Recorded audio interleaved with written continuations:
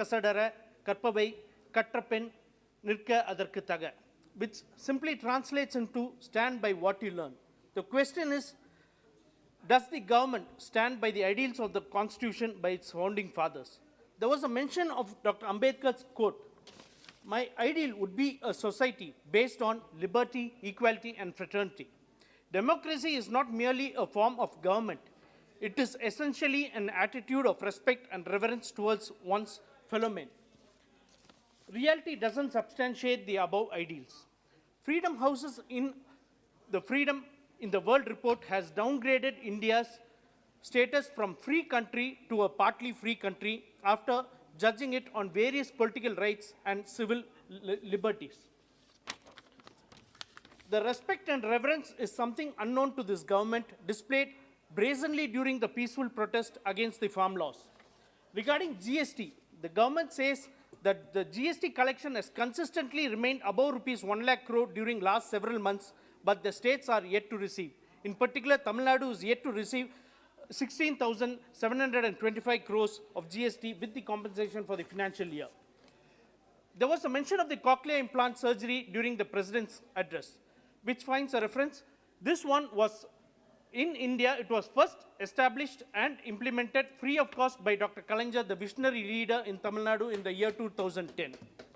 This shows the socio-economic path that the DMK has given.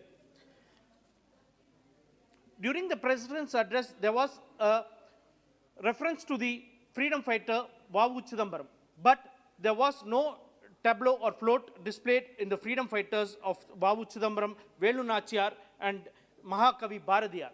But in fact, we had great freedom fighters like squirrels, the body of a cow with a human head, and men clad in saffrons being paraded on Republic Day. This hurt the sentiments of the Tamil pride.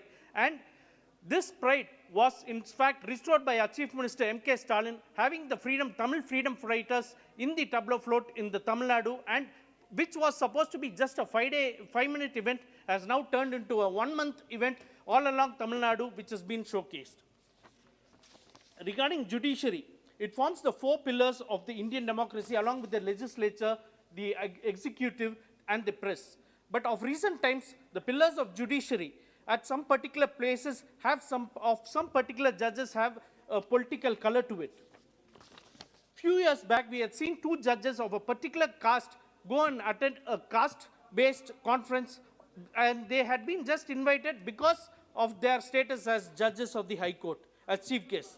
And more recently, a particular judge is being approached by a particular political party for bails and for other transfer of cases to CBI, whereas the basic prayer of the client itself was just to seek a CBCID probe. I also have the opinion that judges pronounce the verdicts based upon the Constitution, the law, and the amendments. But of recently, we have come to see that judges are quoting references from Hindi films and Tamil films and giving verdicts. This sets a wrong precedence. Now we see law college students going to libraries. Do this government want them to go to the film video libraries and OTT platforms to search for judgments? And regarding the national education policy, so the goal of the government in the national education policy is to have a gross enrollment ratio of 50%. This has already been achieved by Tamil Nadu, whereas India's gross national enrollment ratio is around 24.6. We are much ahead of the American gross enrollment ratio. Why is it that the central government is seen to thrust out the national education policy upon us? We have set principles and we have set models, the Dravidian principle models, which are successful models. If it wants to implement them for India to become a developed state, let them implement Tamil Nadu's model throughout the state. But instead, why is it being thrust upon us? We totally reject it. If they want, they can go implement it in Gomutra states, which they are very keen upon. And coming to recently today in Kundappa Government College in Karnataka, women children wearing hijabs were not allowed inside the government college gates in Karnataka.